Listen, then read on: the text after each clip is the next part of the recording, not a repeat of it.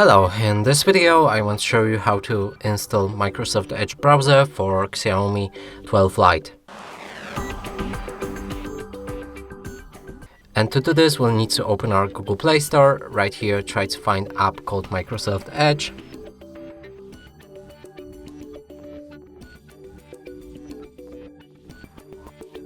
Now select it and download it.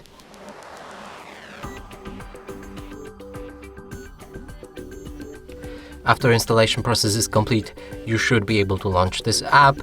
Here you can sign in to turn on synchronization between other devices and the browsers.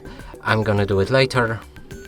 Here you can accept or not for data sharing preference and press confirm. Set Microsoft Edge as a default browser, that's a final step. And from here we can start using this browser. And that's it for this video. Hope you like it. Please consider subscribing to our channel, leave a like and a comment below.